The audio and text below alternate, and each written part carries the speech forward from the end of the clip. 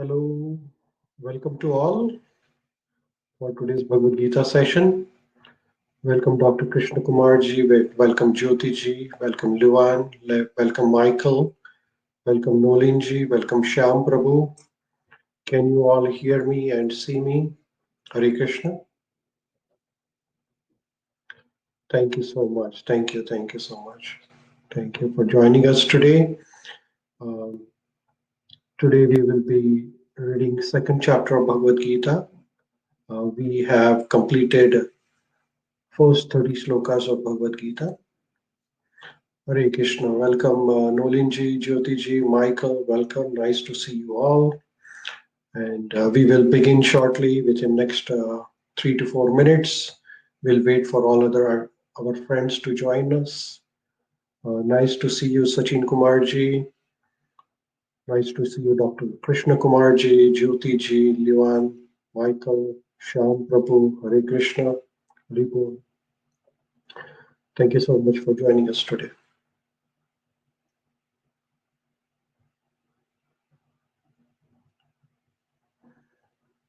How is everybody? Hope everybody's safe and sound and everybody's doing fine.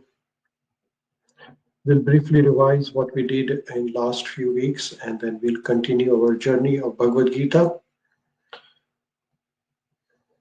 Before we begin, we will recite Om Namo Bhagavate Vasudevaya 3 times together and then we'll continue. I just want to make sure that you all are able to see my screen. So I'm going to share. Are you able to see my screen now on your browser window? Namaste, Hare Krishna, Madhufai, Hare Krishna, Jyoti J, David. Hare Krishna, is the sound clear?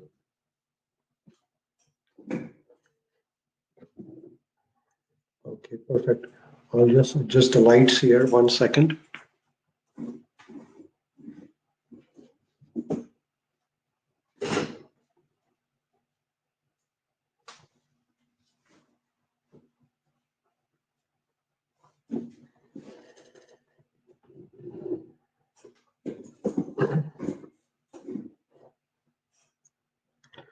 Okay, so let's begin our today's session. We all will recite Om Namo Bhagavate Vasudevaya. Michael is saying that he cannot see me.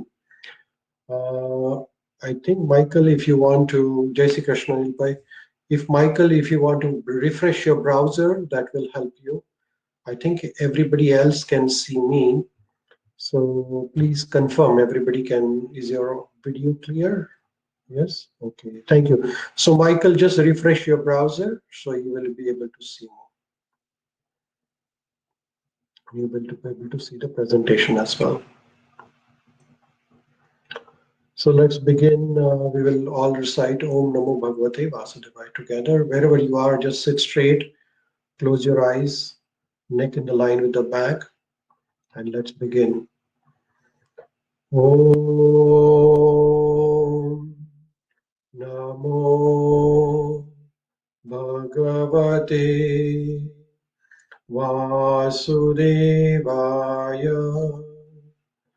Om Namo Bhagavate Vasudevaya. Om Namo Bhagavate Vasudevaya. Hare Krishna. We'd like to welcome you all for today's Bhagavad Gita session. We are reading Bhagavad Gita as it is, which is translated from Sanskrit to English by His Divine Grace A.C. Bhaktivedanta Swami Srila Prabhupada Ji. And we are reading one chapter at a time. Last week we recited part of second chapter. Second chapter is the essence of entire Bhagavad Gita. So we're going to spend a little more time on it. And I'd like to pay respects to my teacher, my Guru, His Holiness Gopal Krishna Goswami Maharaj, under whose guidance I am practicing and learning this Bhagavad Gita. Objectives of our course is to learn the basics of Bhagavad Gita, try to understand the meaning of important verses or important shlokas, and try to learn how to apply this Bhagavad Gita in our daily life. Statistical features, as we discussed, there are total 18 chapters, and we will be trying to cover one chapter at a time.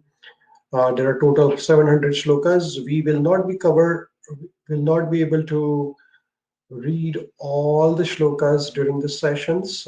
However, we will be covering important shlokas from Bhagavad Gita. Bhagavad Gita has been translated not only in English but into many languages. Srila Prabhupada ji translated from Sanskrit to English, and it's called as Bhagavad Gita as it is. And there are the same Bhagavad Gita as it is has been translated into many other languages of the world. There are about 64 translations of the same Bhagavad Gita as it is. Out of these 700 verses, 574 verses are recited by Lord Krishna. Arjun is reciting 84 shlokas. Sanjaya, who is the assistant of blind King Dhritarashtra, is reciting 41 shlokas. And Dhritarashtra himself is reciting only one shloka. I hope everybody got a chance to read Bhagavad Gita second chapter. Last week we went through. Anybody has any questions during this, they can type it in the chat box, and I'll be happy to answer any of the questions you might have.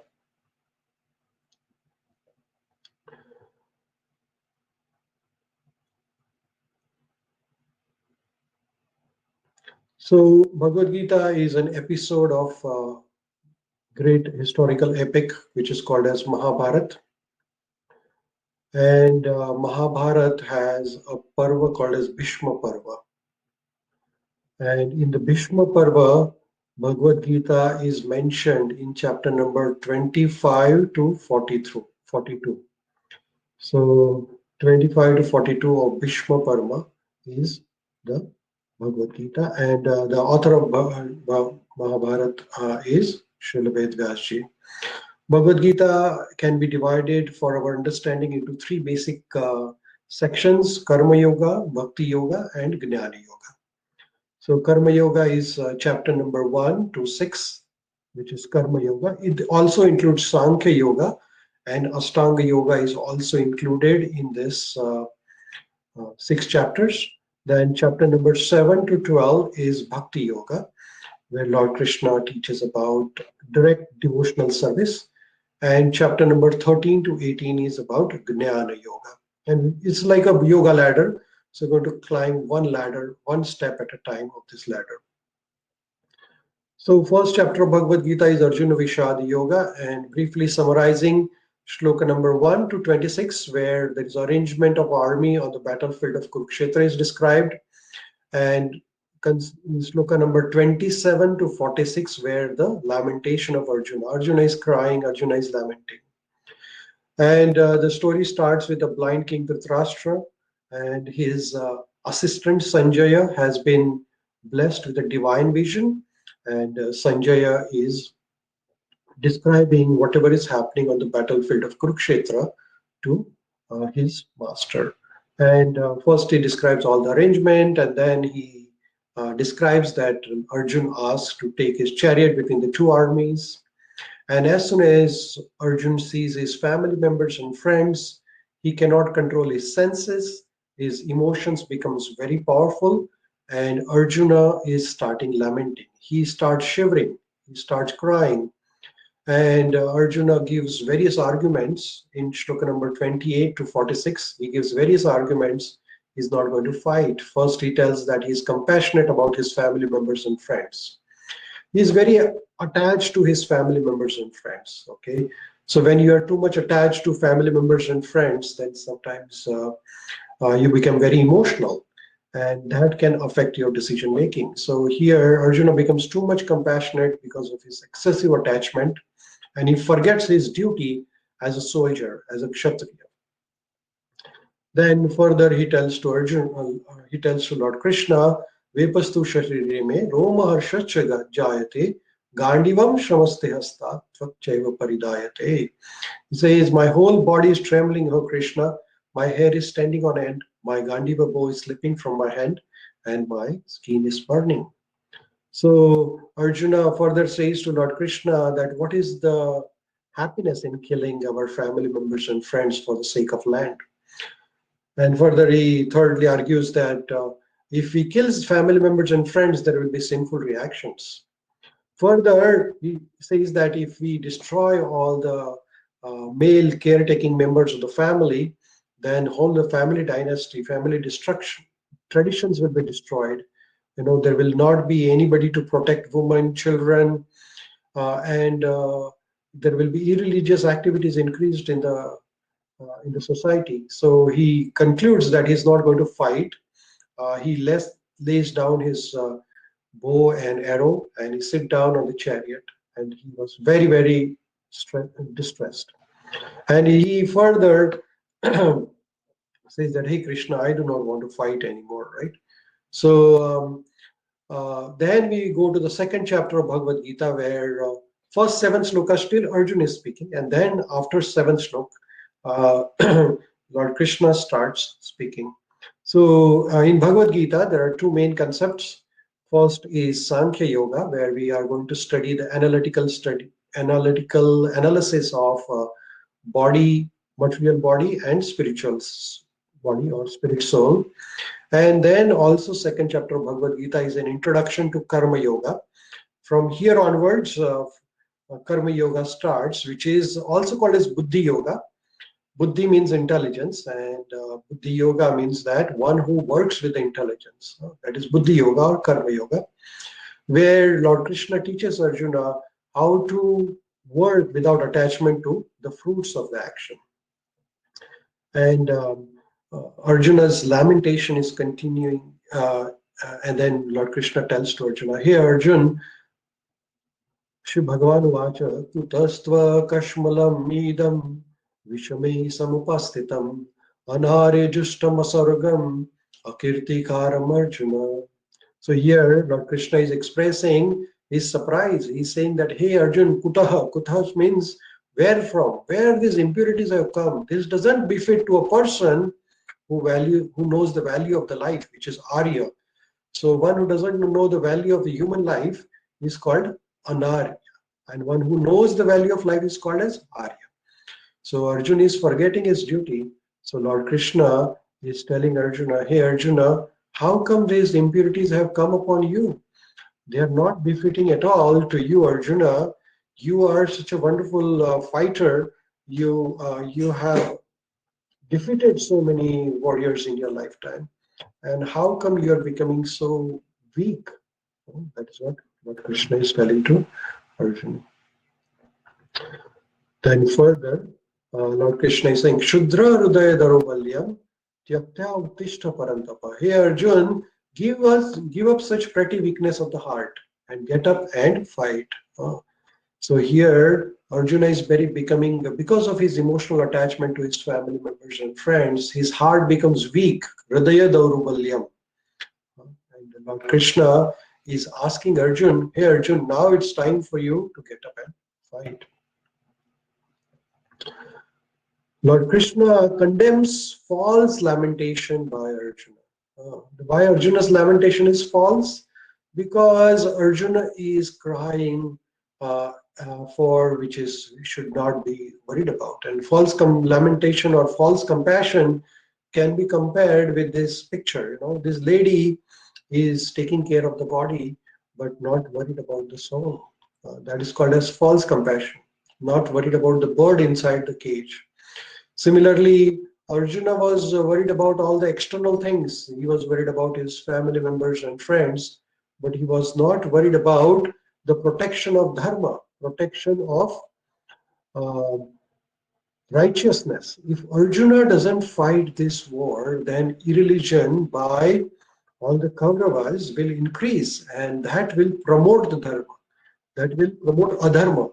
So here, Lord Krishna is asking Arjun, you have to fight for protection of righteousness. If you do not protect, then irreligious activity or bad elements will increases in the society, and that will not be good for anyone. So that's called as false compassion. Sometimes a parent has to be strict in children while they are taking care of the children, because children may not listen to the parents, then children might have some problems in their lifetime. So sometimes parents become very strict. If they become compassionate and do not scold or do not become strict with the children might lose the proper track of morality. Similarly, Lord Krishna is saying that you have to punish this uh, Duryodhan and his companions, because they are on the side of irreligion, right? So that is false compassion. Further, Arjuna still is not able to decide, and Arjuna is confused whether to fight or not. So he says to Lord Krishna, Karpanya doshokta swabhava Richami tvam dharma samudha cheta Yat shreyasham nichitam rohitan me Shishyateham sadhimam tvam prapannam. So this is a turning point of Bhagavad Gita, right? So here Arjun is telling to Lord Krishna that, hey Krishna, I have been affected with the disease, a dosha. And what is the dosha? It is a karpanya dosha. I have become very weak from inside, miserly from inside. I'm thinking about myself. I'm not thinking about anything else. And I cannot give up this weakness of the heart. So please, you help me. I cannot decide. So you have to help me, and I'm surrendering to you. Shishyateham sadhimam tvam prapannam. So Arjuna is saying, hey Krishna, now I'm confused about my duty. I have lost all the composure because of my miserly weakness. In this condition, I'm asking you to tell me what is the best for me. Now I am your disciple and a soul surrendered to you. So in this way, Arjun is surrendering to Lord Krishna. Arjun is telling that, hey Krishna, uh, I'm really confused. It's very important in our life that we sometimes express our inability to carry out certain tasks to our guru or a teacher who can help us out. So Arjuna is using the word karpanya dosha, and we talked in detail about miser. Miser is the one who doesn't utilize whatever the valuable things he has. And uh, here Arjuna had a lot of strength. He had a lot of power. He had everything what he wanted. Lord Krishna was with him, but he became miser, and he got affected by his emotions, and he decided not to fight. So what is the practical application? We all need somebody who can help us. We need all guidance or guru in our life. If we do not have guru or guide in our life, then it can be really difficult in the difficult situation or problematic situations. A guru is the one who will guide us to Krishna. We need to have a bona fide guru, no bogus guru, right? So, what is the definition of a bona fide guru? Bona fide guru will give you Krishna. He will not come in between you and Krishna. A bogus guru will project himself as Krishna or God, and he will say, you worship me. While bona fide guru will direct you to Krishna and say that it is Krishna who is the supreme personality of Godhead. Right? So we must approach a bona fide guru, and that will help us to come out of the material perplexities and proper guidance. Right? So then Arjuna refuses to fight, and Arjuna honestly expresses his mind to Krishna. And Arjuna is saying that I will not fight. So then Lord Krishna starts instructing to Arjuna about his duty, about the Sankhya Yoga philosophy, right? Which is the science of soul. So here, why Lord Krishna is telling Arjuna about the soul? Because Arjun is worried about possibility of death of his family members and friends. So Lord Krishna is explaining about what is life and what is death. This is the basic foundation of human behavior or human uh, art of living. You can say that this body is temporary and soul is permanent. So instead of spending all our time worrying about this body, we should start thinking about soul. And to understand about the soul, one need to know what is soul, how the soul looks like, what are the qualities of soul, and what are the different characteristics of soul. And that is what Lord Krishna is going to tell Arjun, that hey Arjun, you are working on the basis of bodily conception of life. You are taking all your decision thinking that you are this body and all your family members and friends are this body, but actually they are not the body. They are spirit souls. If you are thinking that they are going to die, they are not going to die because this is the body which dies. It is not the soul. So everybody of us is a spirit soul. And this is a very important understanding because we always try to judge others by their bodily appearance, by their material qualifications, by their external appearances. However, Lord Krishna is telling us that our relationship in our life should be based on the spiritual understanding and not on the bodily conception of life. Arjuna's understanding about his family members and friends was the body.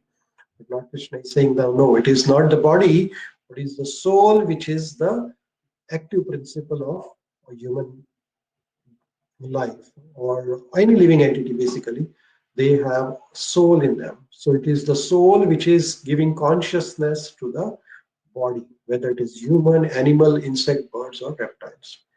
So I'll pause here and I'll take any questions if you have as of now.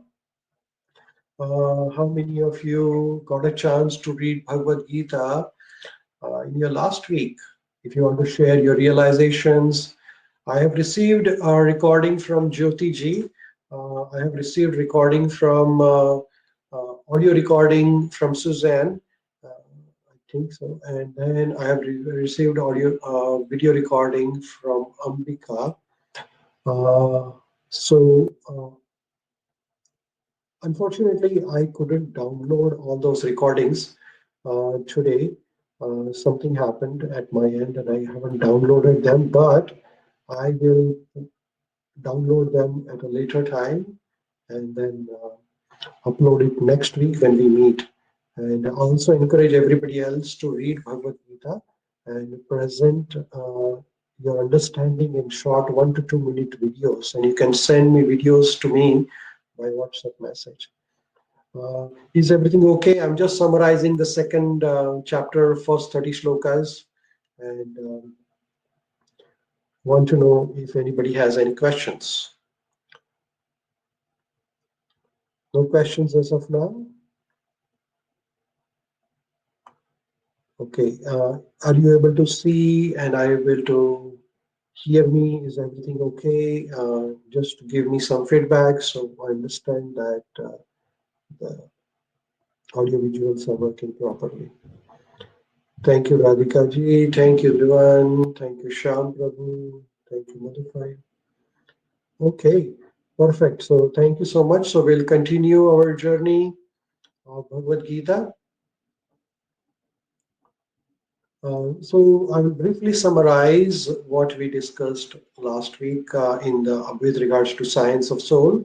So Lord Krishna is explaining to Arjuna, and while doing that, he also chastises him, and he says that you are talking like a pandita, but you are not pandita. Nanu shochita pandita.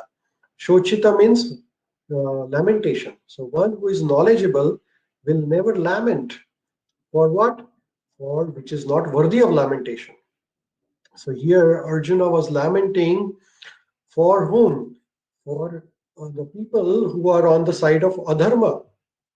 Arjuna was lamenting for the people who have committed crime.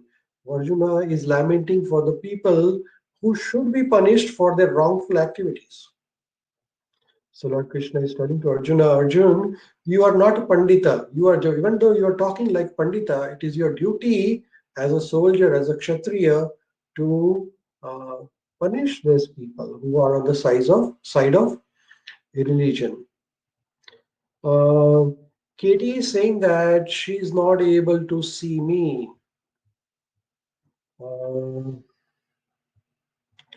Okay, let's see what's happening with Katie. Katie, if you want to refresh your browser, that will help you to see the screen. I'm sharing my screen here. Okay, so if you can refresh your browser, that would be great.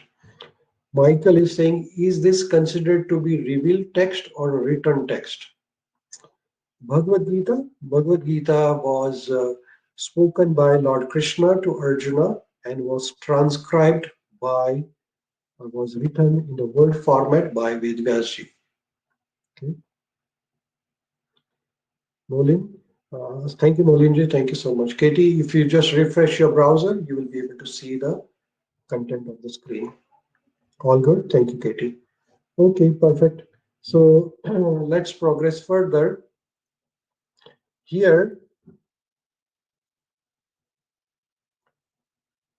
Lord Krishna is chastising Arjuna, and Lord Krishna is telling to Arjuna, hey Arjun, you are lamenting, which is not worthy of lamenting.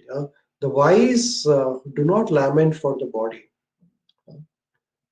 Then further, Lord Krishna is telling to Arjuna, Na tva evaham jatu nasham nam tvam nime janadipa na chaiva na bhavishyama sarve vayam atah param.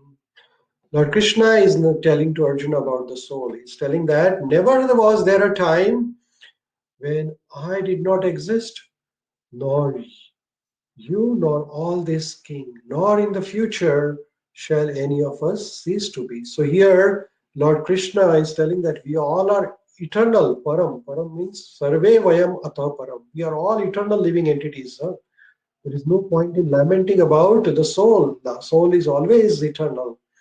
Dehinasmin yatha dehe kaumaram yauvanam jara tatha dehantara praptir dhirastatra namuyati. As the embodied soul continuously passes in this body from boyhood to youth to old age, the soul similarly passes into another body at the time of death. And a sober person is not bewildered by such a change. So here, Lord Krishna is telling Arjun that, hey Arjun, you should be dhira, sober, and not get disturbed by these temporary emotions. You know? The person who is dhira, or who has knowledge about life, and he understands the purpose of human existence, will not get disturbed by ordinary material perplexities, because he understands that ultimate purpose of life is to have self-realization and not to get disturbed by the temporary material emotions, right? So not to get bewildered by change of the bodies. You know, all the material body is going to change. Why to get disturbed with that? And then we understood the presence of soul. There are various experiments like logical understanding that when somebody passes away, then we know that person has passed away. But who has passed away? The body is still there. So what is that passed away? That is the soul which has passed away. Then we learned about past life memories. We talked about work of Dr. Ian Stevenson, who worked on 3,000 young children. And science has helped us to prove that soul does exist. There are near-death experiences noted by Dr. Michael Seaman and Dr. Sibam and Dr. Raymond Moody. And there are many other scientists who have done extensive work to prove that there is presence of soul, or there is something higher than this body, right? And then we talked about this experiments of Dr. Michael Sibam, where person from complete heart attack, when he's revived, he can tell whatever happened during the time when his heart stopped working. That means there is something more than this body, which is the spirit soul. Further, Lord Krishna tells Arjuna that as we are not this body, so all the bodily inconveniences or bodily pleasures or pains, you know, good or bad, we have to tolerate them. We don't have to get disturbed. Matra sparshastu kaunteya shitoshnu sukha dukkada agamapaino anityas tamsati tikshava bharata. Lord Krishna is telling, hey Arjun, good and bad, heat and cold, all this will come and go. Why you should get disturbed? Titikshava. Titikshava means one has to be very tolerant in the life. You should not get disturbed. One who is self-realized, one who is pandita, one who is dhira, one who is balanced in his life will not get disturbed, because he understands that all these temporary pleasures and pains are not worthy of even worrying about it. We have to continue our journey of self-realization. Right? One should not abandon his or her duties just due to bodily inconveniences or transformation. We have to tolerate. Tolerance is very important. Sometimes in our life, somebody will say bad to you, somebody will say good to you. Uh, Good and bad, it's all relative, right? Whatever is good for you may be bad for somebody else, and whatever is bad for you may be good for you. So, like that, in this way, good and bad are relative. So, one who is situated in an absolute truth, one who is situated in a spiritual life, you will understand that if somebody says good, the same person might say bad about me after some days. So why to worry about good or bad? I should carry out my duty, which is the science of self-realization. So we will talk more about this duty when we are going to talk about karma. So further, Lord Krishna is telling about all the characteristics of soul to Arjuna. He's telling soul cannot be killed, soul cannot be burned into ashes. Soul is eternal, everlasting, ever existing. The soul cannot be destroyed at all, while the body cannot be saved at all. Body is going to die one day or another. Body is temporary, while soul is eternal. न जायते म्रियते वा कदाचिन् नायं भूत्वा भविता वा न भूया अजो नित्य शाश्वतोऽयं पुराणो न हन्यते हन्यमाने शरीरे. So Lord Krishna is telling to Arjuna, Na jayate mriyate va kadachina. For the soul, there is no birth, no death at any time. Soul has not come into being, it will not come into being, and it is over. It is going to last forever. He is unborn, soul is eternal, soul is everlasting, ever existing, soul is primeval. So when the body is slain, the soul is not slain actually. Further, Lord Krishna describes in if you read Bhagavad Gita, then Srila Prabhupada ji, while explaining the purport of this verse, is explaining that the reference from Mundaka Upanishad is explaining the size of the soul. The soul is very tiny, and if you take the tip of the hair and divide it into 10,000 parts, not the hair but the tip of the hair, and divide it into 10,000 parts, that is the size of the soul. So soul is very, very tiny, very small actually. Soul is cannot be seen by any microscope. No MRI, CT scan machine can locate the soul. Soul is situated in the region of the heart. And scientifically, you need to understand the heart generates a rhythm which is called SA node rhythm. You know, so this rhythm is working very perfectly. But my question is that who is controlling that rhythm? Who is giving the all these signals to the rhythm? That energy is coming from the soul. The soul is giving all energy. And where is the soul getting energy from? So there is a Paramatma, there is a super soul in our body. So there are two types of soul in our body, as per the Vedas, as per the Upanishad. There is a minute soul, which is the soul, and there is a super soul, which is Paramatma, and both are situated in our heart. Paramatma is just like a two birds sitting on a tree, one bird on a higher branch, one bird on a lower branch, and this higher branch bird is the Paramatma, and lower branch bird is the Atma. So Paramatma is looking upon the Atma, so but then Atma doesn't have time to look upon the Paramatma. That is the tragedy of the human life. We have forgotten our relationship with Paramatma. And that is why we are suffering. So yoga process is to connect Atma with Paramatma. That is the yoga process. Now, there are different types of yoga, that is Sankhya Yoga, Karma Yoga, which is also called Buddhi Yoga, Bhakti Yoga, then there is a Gnana Yoga. But the ultimate purpose of all the yoga process is linking of Atma with Paramatma. The soul has to be connected with Super Soul. If that target is not reached, then your yoga process is incomplete. Ashtanga yoga is yama, niyama, asana, pranayama, pratyahara, dharana, dhyana, samadhi, This is eightfold process of yoga, but that ultimate stage of samadhi is the means where you get connected with Paramatma, right? So many of the people in the Western world, or even in the Eastern world also, they think that various physical postures is yoga. But no, physical exercises are called as asanas. Asana is not yoga. Asana is a part of Ashtanga yoga. Ashtanga yoga begins with yama, niyama, asana, and we're going to talk about it when we talk about sixth chapter of Bhagavad Gita, where we're going to talk about Ashtanga yoga process. But ultimate purpose of yoga process is to connect Atma with Paramatma. And that is what Bhagavad Gita achieves us at the end. Further, Lord Krishna tells to Arjuna, Vamsamsi jirnani yatha vihaya navani grihati naro parani tatha sharirani vihaya jirna anyani samyati navani dehi. So he compares this body with the garment. As we our clothes or garments, they become old, we give up and we buy the new garment. Similarly, when this body becomes old and of little value, because body cannot work after certain time, then that body has to be given up.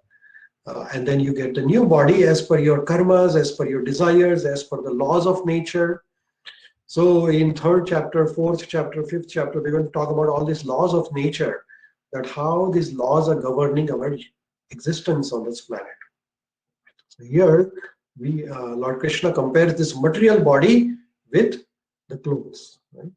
So then further, Lord Krishna explains more qualities of soul in 25th shloka, where he says that soul is invisible, soul is inconceivable, soul is immutable. Like that, soul cannot be burned by the fire, it cannot be dried by the wind, it cannot be moistened by the water, it cannot be cut by all the weapons. No, nothing can affect the soul. So here is the brief summary of Sankhya Yoga.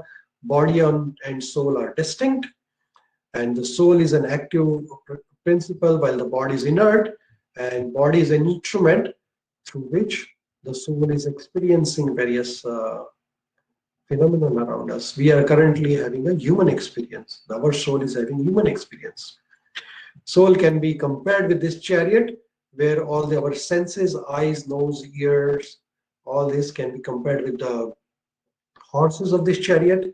And then these horses are being controlled by the mind, which is like a rein, and mind is being controlled by the intelligence, which is the driver, and soul is a passenger. Right? So in this way, we conclude the second chapter up to 36 shloka, 32nd shloka of Bhagavad Gita. And then after instructing that, Lord Krishna is now 33 onwards. Krishna is explaining to Arjun that, hey Arjun, I have told you everything about soul. Now I'm going to tell you about karma. So here, what is the application of the science of soul? The application of science of soul is that we get the bodies according to our karmas. So here is very important to understand the karma. Okay, I see that Michael is giving feedback here that I have refreshed the browser several times, won't give me moving picture. And when you change the screen, my screen doesn't change with it. I'm going to have to watch the feed after. Is everybody is having the same problem as Michael, or Michael is having this unique problem? I'm not sure. Can you all help Michael? Michael is no problem at Anil Bhai's place. David is all good. Jyoti is good. Richard is good. So Michael, it looks like your browser has some issue. So Michael, if you don't mind, try to use different browser probably, or refresh the browser, or log out and log in, and probably you will be able to resolve this issue, I'm thinking. Sorry about that, you are facing this difficulty. Really sorry to hear this. So now the application of Atma and Paramatma is what? The application of Atma, science of soul, is that we should understand that soul will keep on getting the bodies as per our karmas. Right? So there is a cycle: birth, disease, old age, and death. Birth, disease, old age, and death. And all these cycles are for the body, but the soul is entrapped in this body. So whatever we do with this body, the soul has to be the accompanying passenger. So soul has to suffer. So every time we do something, we get either good reaction or bad reaction. And with the good reaction, we get good results. With the bad reaction, we get bad results, either in this life or the next life. So we have to be very careful with the karmas, with the activities what we are doing. So here, Lord Krishna is telling that, hey Arjun, if you are not going to perform your karmas, your duties, then there are quite a few disadvantages for you. First is that when you will not perform your karmas, then it is sin. If somebody gives up his karma, like say you have taken a responsibility to look after your family, after your children, and if you do not look after your family and children, that is not good. That is called as sinful activity. You have a responsibility. You have taken a vow. One who get married takes a vow that he will protect his family members, friends. Uh, he will contribute to the society. That's the one of the dharma which is called grihastha dharma. But if you do not do your dharma, your duty, suppose you are employed as a, like say, I'm working as a doctor at the hospital, and if I do not do my duty, then that is not good. That is sinful. That is not proper thing. So Lord Krishna is telling, hey Arjun, you are a soldier, and if you are not going to do the duty, then it is sinful and it will bring infamy. People will talk bad about you. It will give you dishonor. And people will ridicule that Arjuna ran away from the battlefield of Kurukshetra because he was afraid of. People will think something else. While you have no such desire to think, you are compassionate, but people will think that you ran away from the battlefield of Kurukshetra. So then he says, hey Arjun, I'm going to tell you about a best way to do your karma. You are going to fight this war, but then you will not get sinful reaction of killing your family members and friends, which is called as Nishkam Karma Yoga or Buddhi Yoga. So from 39 sloka to 53rd slok, Lord Krishna is telling to Arjuna that he should fight, but without any counter reaction. Arjuna was worried that one of the question of Arjuna is that, hey Krishna, if I kill my family members and friends in this war, will not that be sinful reaction? So here Lord Krishna is explaining about Karma Yoga. So it starts here. This is very famous shloka from Bhagavad Gita. Many of you would know about this shloka. I'm going to recite it for all of us. Karmanyevadhikaraste ma phaleshu kadachana ma karma phal heturbhur ma te sangostava karmani. So here Lord Krishna is telling to Arjuna, Karmanya eva adhikaraste. Eva means only. So Lord Krishna is telling to Arjuna that, hey Arjun, you have only one right. And what is that right? Karma. Karma nya eva. Eva means only, adhikar means right. Karmanya eva adhikaraste, which means you have only one right. And what is the right you have? Is to perform your duty. Ma phaleshu kadachana. Ma means you are not entitled for the fruits of action. Because like say you plant a seed in the ground, and what is in your hand? Now in your hand is, once you plant the seed, then what is in your hand? To water the seed, to look after the seed very carefully, and then put the nice soil, put the nutrition around the soil, in the soil. But will that seed grow into the tree? Or will that, when the tree is grown up, will the fruits show up? That is not in your hand. That is a lot of parameters are controlling, like environment, weather, all those things. A lot of things are controlling. So Fruits of your work are not in your hand. What is in your hand is to plant and water. That's it. Whether it will grow into a tree, whether the tree will be 5 feet, 10 feet, 15 feet. Can you guess that at this time? No, you cannot. So Lord Krishna is telling Arjun, hey Arjun, karmanya eva adhikarasti ma phaleshu kadachana. You have all right to perform your duty, but you do not worry about the fruits of action, fruits of your karmas. And ma karma phal heturbhur. Never think that you are the cause of the results. Ma karma phal heturbhur, which means if you think that, oh, these fruits are come, so these fruits are because of me, because of my work. No, your work was part of it, but there was multiple parameters which were governing this outcome of this particular activity. So let's consider this. Uh, for example, you plant a seed, and that seed grows into a tree. So yes, you planted a seed, but who gave you the seed? It's the God Krishna who gave you the seed. Then you planted the seed. Where? In the soil. So who gave you the soil? Krishna gave you the soil. Then you put the water in the seed. Yes, but who gave you the water? It's the Krishna who gave you water. Then the tree grows. So who gave you the sunlight for the tree to grow? It is Krishna who gave you the sunlight. So in this way, if you think that the tree is all because of your work, then you are misled. Because yes, your karma was to plant the seed and to water, but there is a lot of parameters involved which are not in your control. All those parameters were given to you by Krishna. So don't think that you are the doer. You are doing it because the facilities are given to you by Krishna, right? So we have hands, nose, mouth, ears, all these organs. We are able to perform these activities because of all the facilities given to you by Krishna.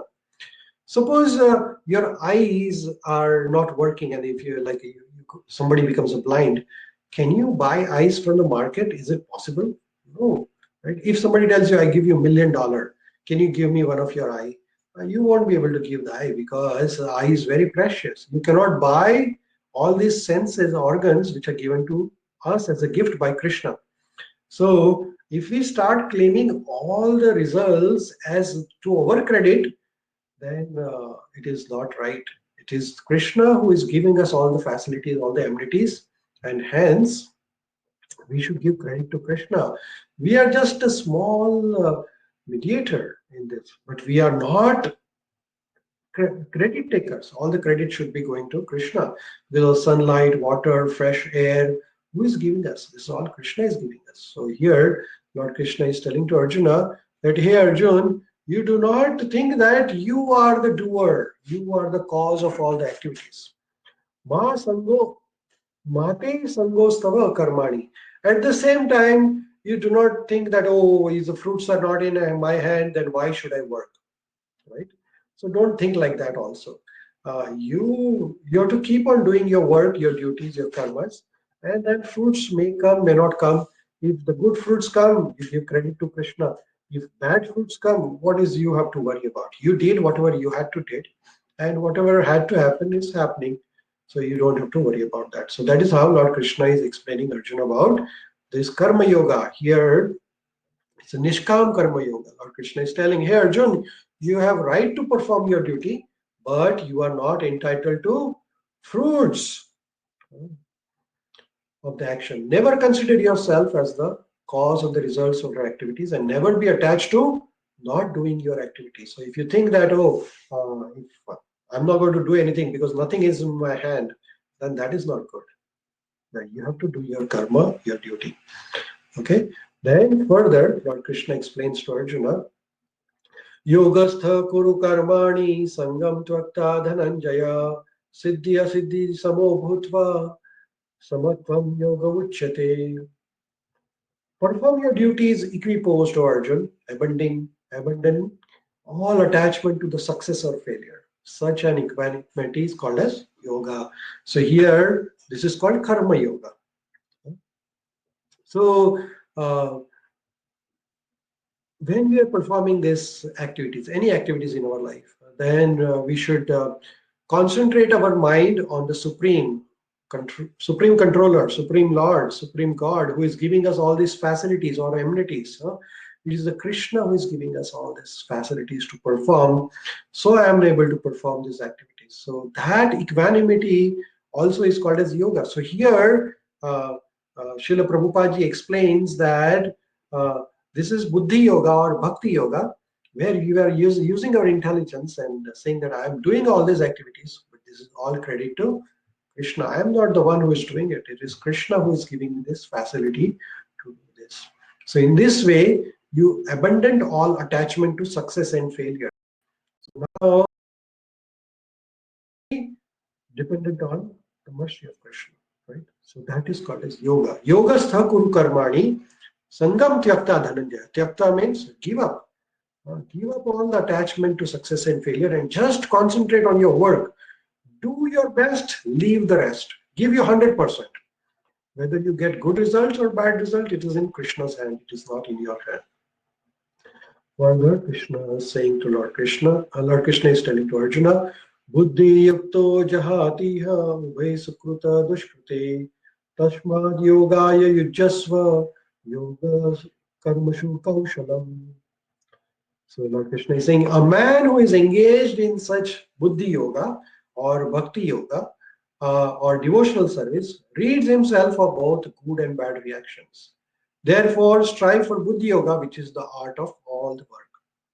So here Lord Krishna is telling that if you are going to work with the consciousness, which is called as Krishna consciousness, which means that we are saying that, hey Krishna, I am able to do this because of your blessing.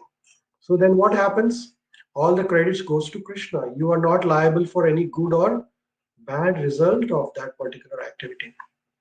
So then you are not going to suffer for all good or bad results. Whatever. All credits to Krishna. I am doing this to serve Krishna. So when you are doing this, then what happens? Our karma account remains zero. Okay, so if you do good karmas, you have got positive balance. If you do bad karmas, you have got negative balance. But if you do not do any karmas, then your account is zero. So that is what happens. That is called akarma. Akarma means you're doing all activities, but giving all the credits to Krishna. That Krishna, I'm able to do this because of your mercy. So here, that is called as Buddhi Yoga. Buddhi means intelligence, that you are using this intelligence, and now your account balance is zero. So what happens? Your account balance is zero. No good and no bad. So when you have good, you have to take birth again. When you have bad, you have to take birth again. But you have no account balance left. So you do not get any more birth, disease, old age, and death. That is called as Kaushalam. That is called as one who is very expert in performing the karmas. Kaushala. Kaushala means very expert. Then he will purify his process, living existence, and that is called as yoga process, right? Further, Lord Krishna is saying, Karmajam buddhi yukta hi phalam tvakta manishina janma baddha vinirmukta padam gacchanti anamayam. By such engaging in devotional service to the Lord, great sages or devotees free themselves from the results of work in this material world. In this way, they become free from the cycle of birth and death, and at last attain the state beyond all the miseries by going back to Godhead. So here, what is defined by Lord Krishna is that if we perform akarma, if we perform our activities without attachment, giving all credits to Krishna, then there won't be any account balance. So we will not get any more karmic reaction. So how do you do this? So for example, if you cook some food, you offer it to Krishna and say, Krishna, thank you for giving me all these fruits, vegetables. We do not want to kill any animals, right? Because killing is bad. But then to our survive, we have to eat some vegetables. If we don't eat vegetables and fruits, then we will not be able to survive. So what do? We take the fruits, vegetables, cook them, and then offer it to Krishna and say, Krishna, I'm eating these fruits and vegetables because I need something energy to survive. But you please accept this and make it as a prasad so that I can take it. Because this all is coming to me by your energy, because of your blessing. So I'm thankful to it. When you do this, then all the credits goes to Krishna. So even though you have cut leaf and vegetables or fruits, because they are also living entities, that is also some sort of violence.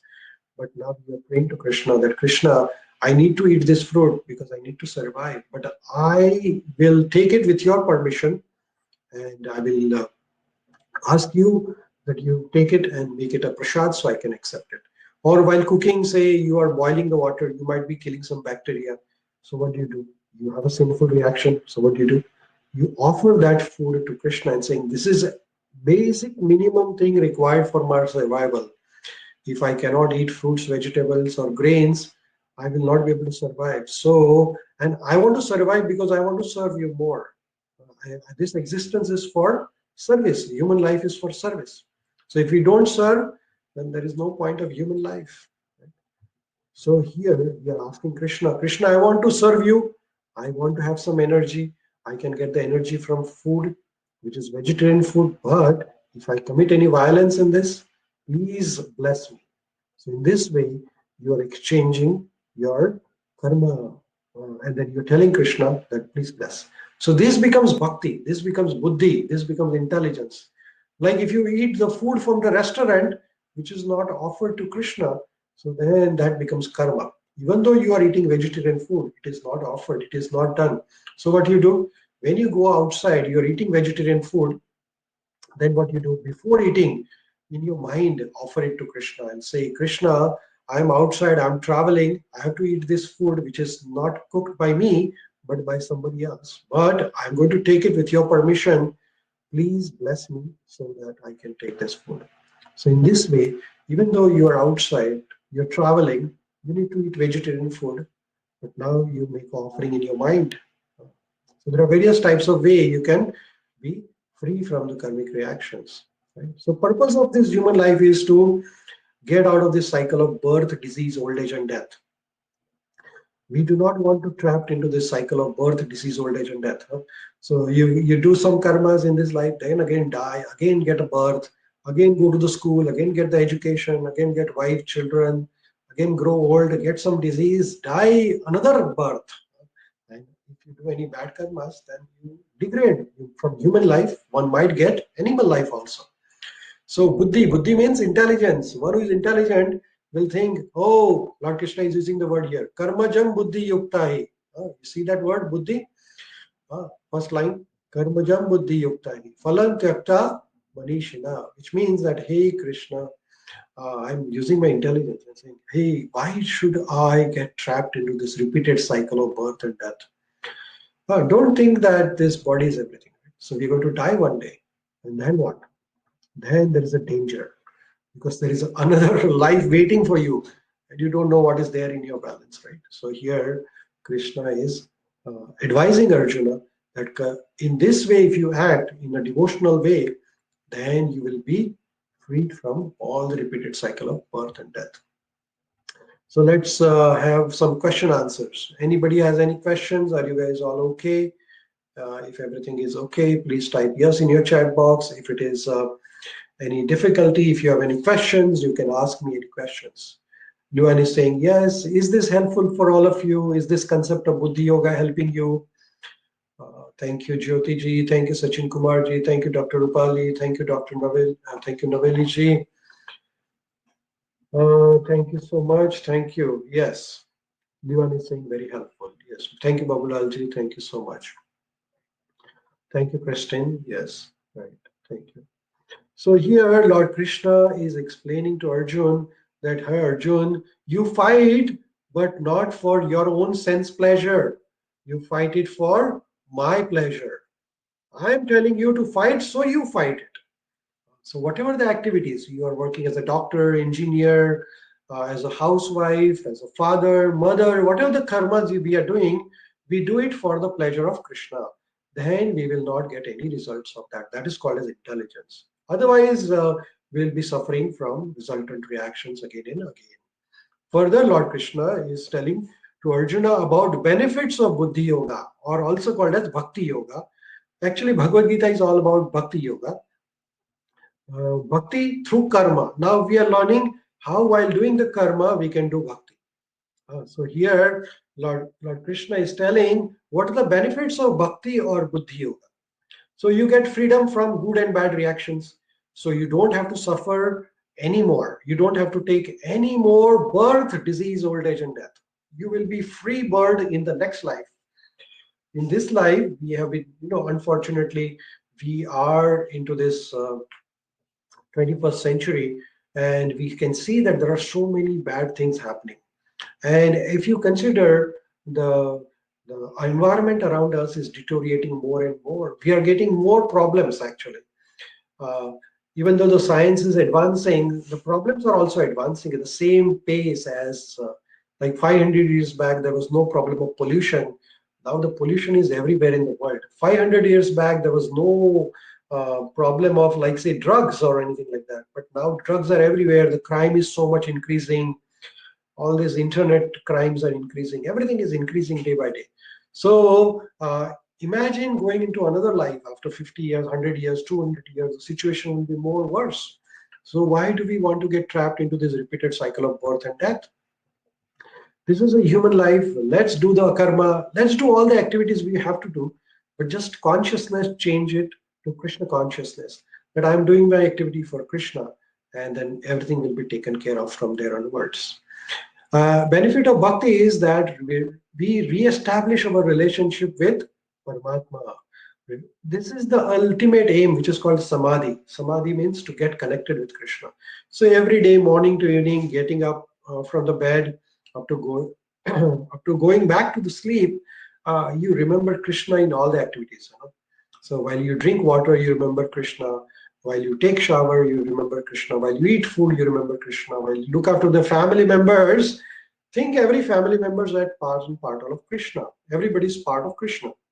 So in this way, that whole life becomes Krishna conscious. Further, Arjuna is asking Krishna, "Hey Krishna, please tell me now, स्थितप्रज्ञस्य का भाषा समाधिस्तस्य केशव स्थितधियः किम प्रदे प्रभाषेस्त किम अशित व्रजेत किम." So here Arjun is asking, "Hey Krishna, please tell me, what happens to a person who becomes buddhi yogi or bhakti yogi? What happens to him? What are the changes in his life?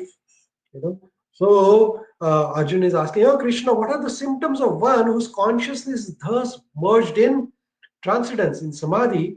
Or please tell me what happens in the behavior of a person who is Krishna conscious, one who is a devotee, one who is a bhakti yogi. What are his changes?" He's asking, Sthita Pragnaka Bhasha, how does he speak? What is his language? What is his behavior? How does he walk? What happens when one is situated? So these are the symptoms. So if somebody gets a fever, then he gets an infection, then he gets a symptom. Like symptom is that he will feel weak, he will feel shivering or something like that. So every disease has a symptom. So here Arjun is asking Krishna that what happens if one becomes situated in Krishna consciousness? What will be the changes in his life?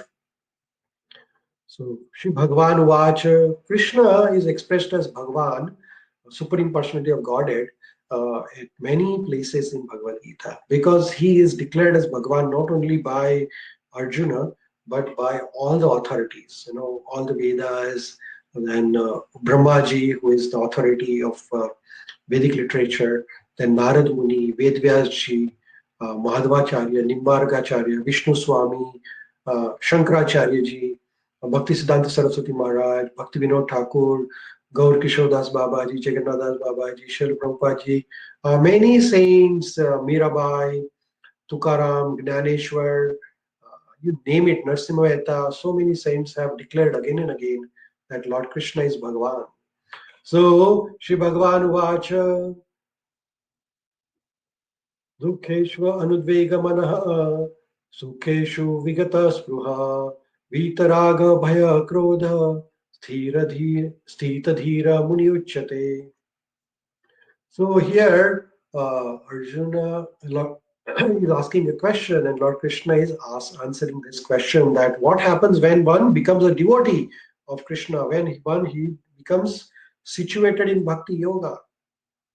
Though here Lord Krishna is telling that when one becomes sthita prajna, one who is situated in Krishna consciousness, then he is not disturbed in mind even amidst the threefold miseries, or elated when there is happiness, and who is free from attachment, fear, anger, and such person is a stage of steady mind. So dukkeshu means whatever the miseries come in the life. Anudvega, he will not get agitated. Vita dukkeshva anudvega manaha means in the mind he will not get disturbed at all. Sukheshu vigata spruha. Vita raga bhaya krodha. So he will be controlling bhai. Bhai means fear. Krodha means anger. His mind will be steady. He will not be affected by anger. He will not be fearful. He will not be disturbed, because he's completely dependent on mercy of Krishna. He's going to say, "Oh, I am doing my duty. Whatever I have to do, rest is for Krishna. I am not at all going to worry about the outcome of this particular activity." So, in this way, a devotee is completely dependent on mercy of Krishna. He is saying, "I'm going to do whatever I have to do, but ultimate authority is Krishna. I am not the controller. So why should I get disturbed? Why should I get angry? Why should I be worried about all these things? I When it is not in my hand, I will just be dependent on mercy of Krishna." Right? So here, then further, Arjuna, Lord Krishna is saying that one who is such situated in Krishna consciousness, then yah sarvatra अनाविष्णेह तत तत प्राप्य शुभाशुभ न अभिनन्दति न द्वेष्टि तस्य प्रज्ञा प्रतिष्ठिता. So यह सर्वत्र anabhishneha. So sarvatra means everywhere. So here Lord Krishna is telling that everywhere in this material world, there is good and bad. But then one who is situated in this Krishna consciousness, then he is not affected by good or bad, neither praising it nor despising it. Shubha or Shubha. Shubha means good, auspiciousness, or Shubha means evil. So whether good or bad happens, he will not be very na abhinandati. Abhinandati means praise. So neither praising, na means not. Abhinandati means praise. Na dveshtati. Na dveshtati means envious or now criticizing it. So whether good or bad, he will not appreciate. He will not be very like not appreciate, but he will not be like jumping up and down, or he will not be depressed at all. And he is firmly fixed in this perfect knowledge that he is not the doer is somebody else. Further, Lord Krishna is telling that what is the behavior of such person. Such a person is yada samharate chayam kurmo anganiva sarvashah indriyani indriyarthebhyas tasya pragna pratisthita. So, such a person who is situated in Krishna consciousness, or one who is connected with Paramatma, such person is just like a turtle. Kurmaha. Yeah, kurmo angyaniva sarvashaha. So, here the example of turtle or tortoise is given. A tortoise, when he walks, he takes out the limbs. And when he doesn't want to walk, then he put his limbs inside, right? A tortoise will be able to control his limbs. He will either take out whenever required, and he will put the limbs back in when they are not required, right? So here, Lord Krishna is telling to Arjuna that one who is in Krishna consciousness, he is able to control his senses. He will be able to use his senses when required, and he will not use his senses when he is not required. Sanjaya, he's asking a question. His question is that does Krishna consciousness mean Sthita Prajna? So Sthita Prajna is the symptom of Krishna consciousness. When one is in Krishna consciousness, one is situated in bhakti, then he becomes Sthita Prajna, means he is completely dependent on mercy of Krishna. He's not going to be parasite. He's not going to be like person who doesn't do his activities. He will be doing his activities, karma, but he will not be worried. He will not be disturbed whether it is good or bad.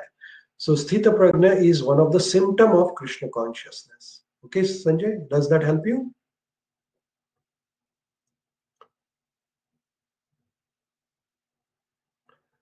Okay, let's go further.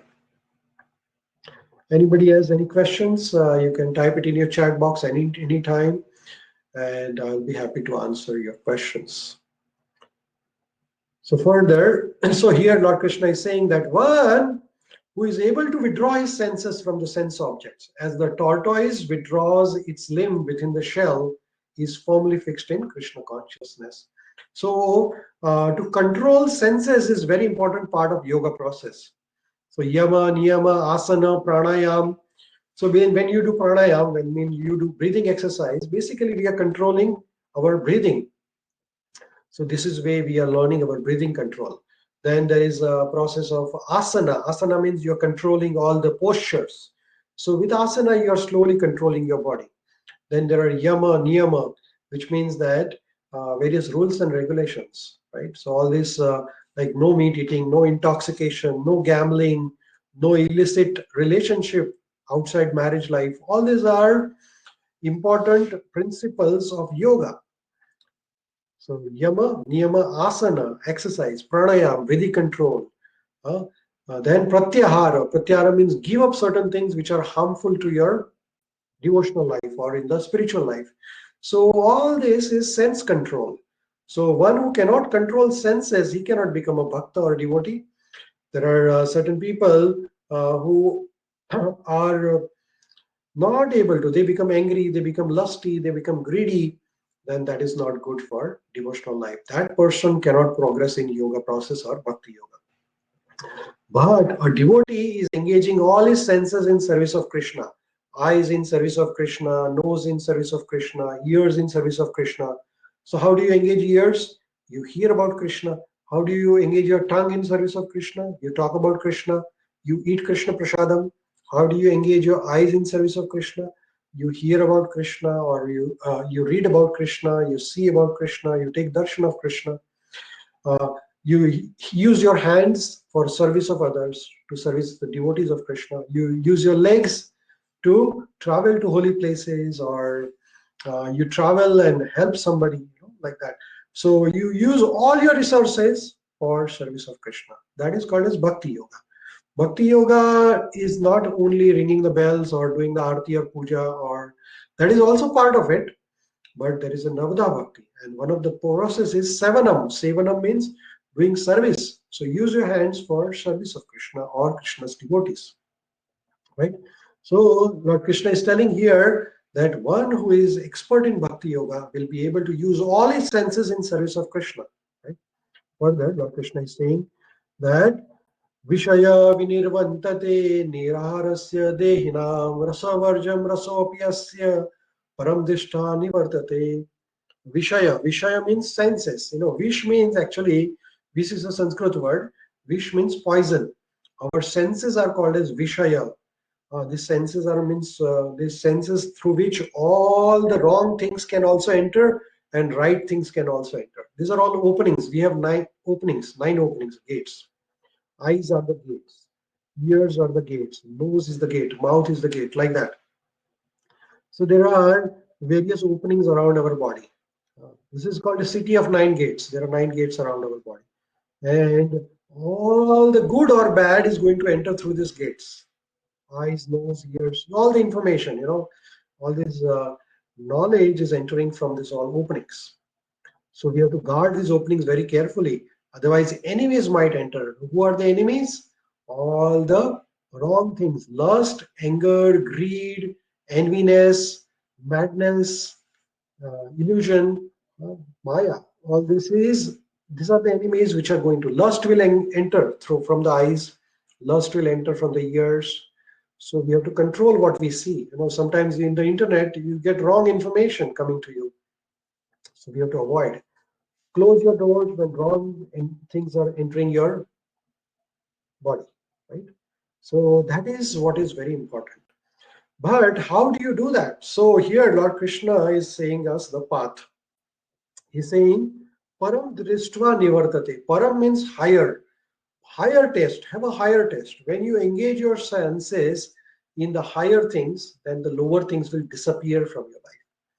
Like, for example, if you want to take uh, like a kid or a small child is playing with something which is harmful to him. So if you take that thing from the child will start crying.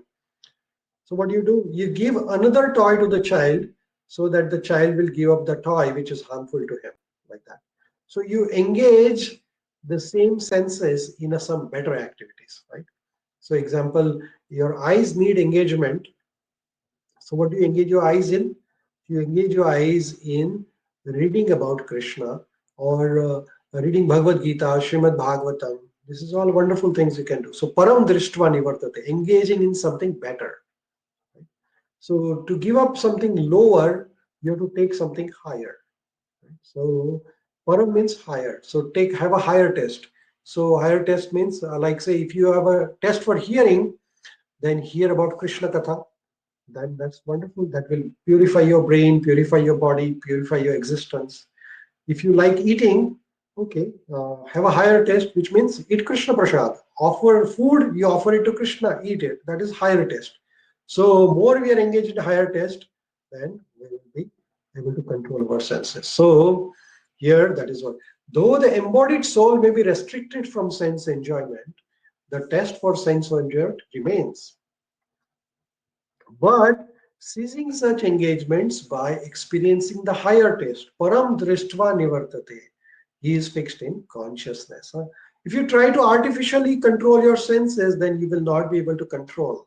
There are many examples. There is an example of a sage whose name is Vishwamitra Rishi. Vishwamitra Rishi did tapasya. Uh, but then, while doing tapasya, a beautiful girl, her name was Menaka, she came and she uh, destroyed the tapasya of Vishwamitra by attracting him. So, in this way, if we artificially try to control, then it will not happen. But if we engage our senses in service of Krishna, there's another example of a great devotee. His name was Haridas Thakur. Haridas Thakur appeared 500 years back. He was a great devotee. Always he used to chant the mantras, Hare Krishna mantra. And 20 hours out of 24 hours, he used to chant mantras. So everybody used to respect him. So some people became envious. They tried to test that how powerful, how pure is Haridas. So to break his uh, austerity, they sent a prostitute to disturb Haridas Thakur. But Haridas Thakur was so much fixed in Mahamantra meditation that when that prostitute came to disturb Haridas Thakur said that you please sit here, let me finish my japa and then I will talk to you. So that lady was sitting there for 1 day, 2 day, third day. All the time she was sitting there and she was hearing this Haridas Thakur doing the mantra meditation. Because Haridas Thakur had developed taste for japa. Japa means to engage your mind in sound vibration of a mantra. And the mantra recommended for Kali Yuga is this Maha Mantra, Hare Krishna, Krishna Krishna, Hare Hare, Hare Ram, Ram Ram, Hare Hare. This is uh, this is mentioned in the Upanishad which is called as Kali Santara Upanishad. So this is a medicine for the current age. So if you want to control your mind in this current age of Kali Yuga, then you have to chant this mantra. So William is saying that he has technical issues again. So William, I think the technical issue might be at your end. If you want to refresh or if you want to browse it, because everybody else is having proper connection here, and I am also having a proper connection. So maybe the technical issue at your end. Thank you, William. So higher test, higher engagement is very, very important, right? So here Haridas Thakur's example, we learned that Haridas Thakur was engaged in a higher test. He was engaged in mantra meditation, japa. He was chanting 20 hours out of 24 hours for mantra meditation, japa. So Hare Krishna Mahamantra. So he could control his senses and he could win over the difficulties in the life. So further, Lord Krishna is saying, Yatato hi api kaunteya purushasya vipaschita indriyani pramathini haranti prashabham manaha. So the senses are very strong and impetus. O Arjun, that they forcibly carry away the mind even of a man of discrimination who is enduring to control them. So senses are very powerful. Even the greatest personalities fall victim to it, right? So hence, if you really want to control the senses, then which is very important, then engage them in bhakti, engage them in service of Krishna. Like I give you example of Vishwamitra Muni. He couldn't control his senses, so he got attracted by Menka. So we have seen that in with different cultures, different sects also, this thing happens that so-called religious sect leader performs irreligious activity. He gets attracted by some man or woman or by attracted by money because they are not able to control their senses. And uh, that has happened time again and again. And why is that happening? Because people are not engaging in something higher. They have never developed the test for it. So, higher test, which means that engaging ourselves in bhakti, engaging all our senses in service of Krishna. That is very, very important here. And while doing that, also, like when we are engaging ourselves, giving all credits to Krishna, being very humble and not to be greedy, not to be lusty. This is very important. So, whatever we are doing, using it for service of Krishna. That is very, very important part of it.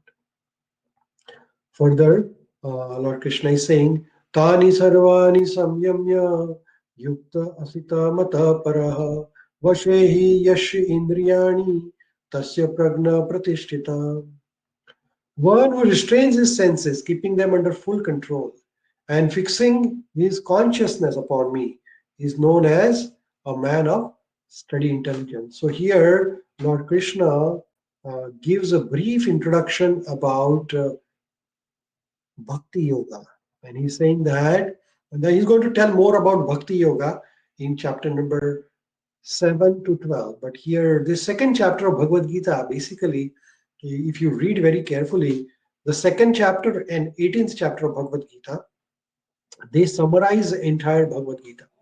So, in the beginning and in the end, Lord Krishna has told everything to Arjuna. But Arjuna is asking more questions for our benefit so we can know more in detail about Bhakti Yoga. Bhakti Yoga is a science, and how can we do it in a proper way? That is why this whole Bhagavad Gita is spoken to us. So here Krishna is saying that Tani Sarvani Samyamya.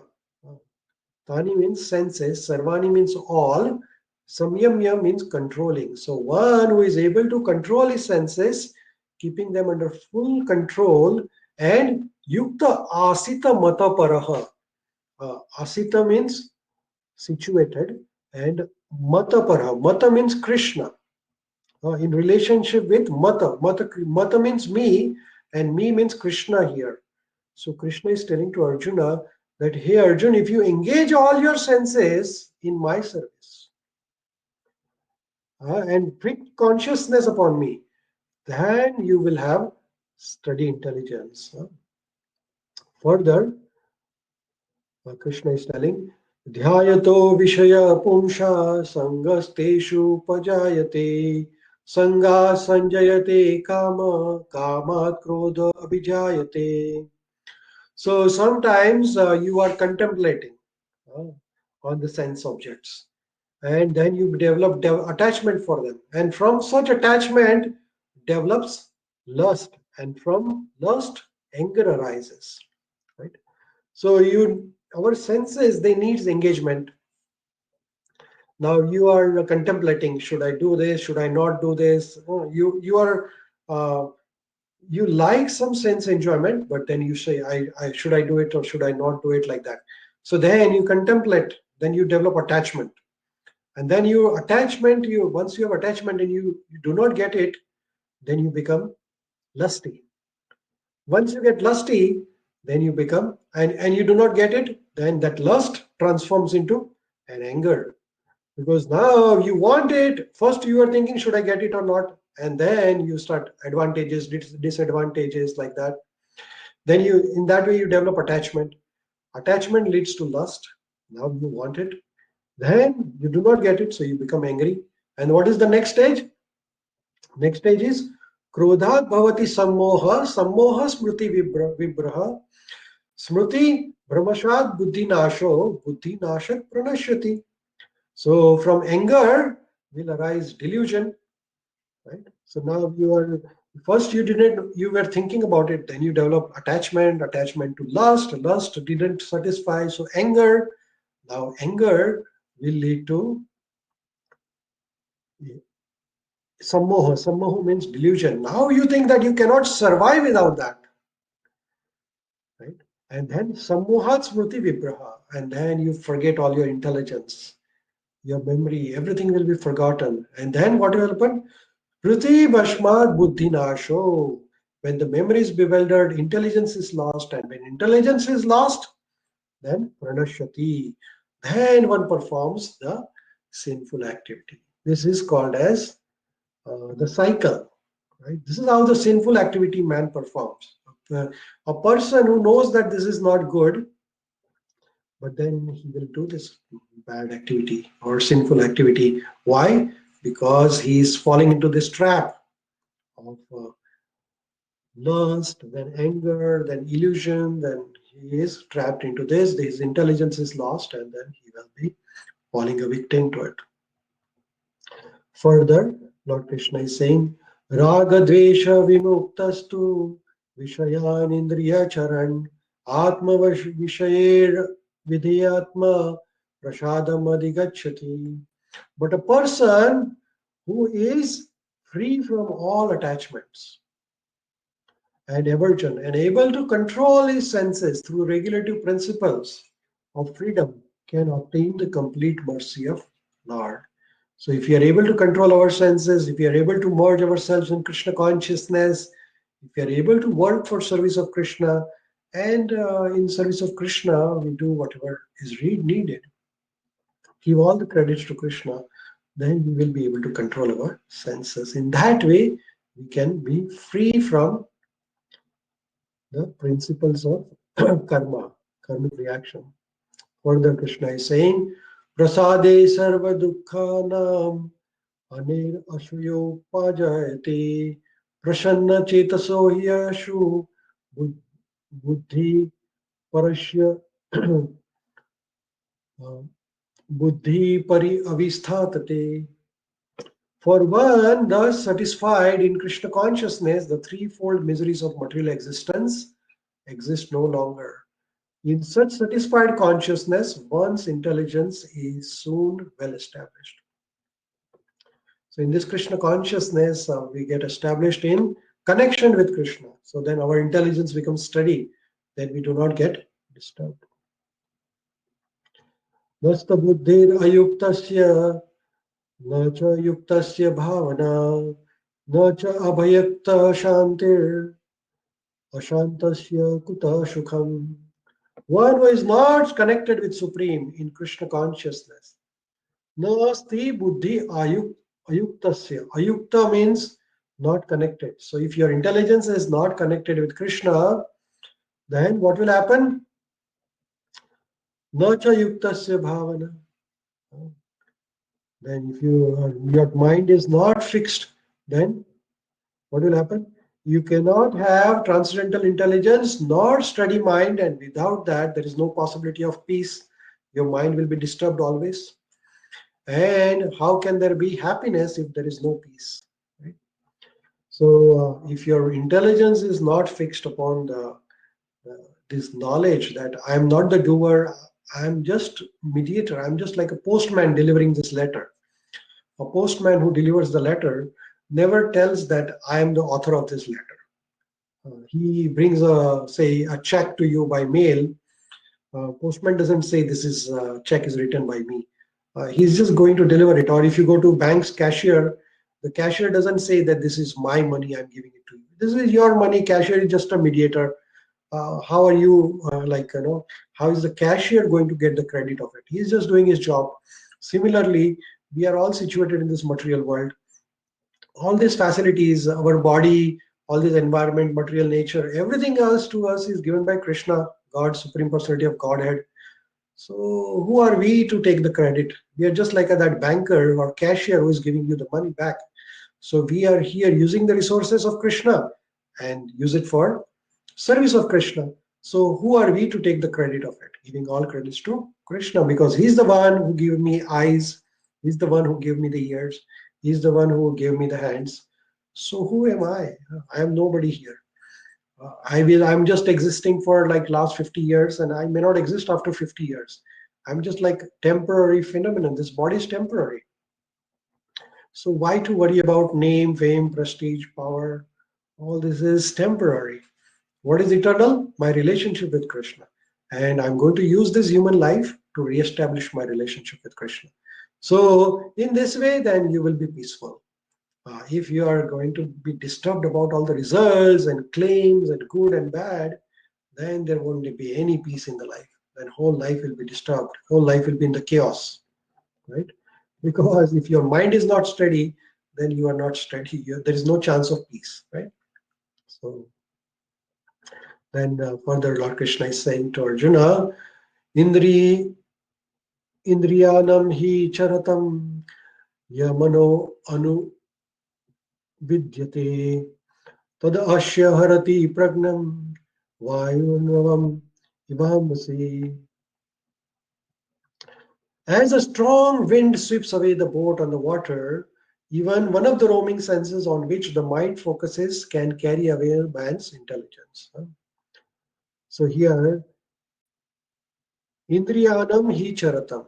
Charatam means to roam around. Our senses are always like to roam around here, there. Our mind and senses are very chanchal. Chanchala means very mischievous. They like to move here and there very quickly. They can't focus on one thing very for longer. So yan mano anu vidyate, which means that mana means mind. Mind also needs constant engagement. Senses also needs constant engagement. Tadashya harati pragnam. So then they are needing engagement. So what will they do? Sometimes they roam around and they might get called how something wrong actually. And then senses are very powerful that they can control you.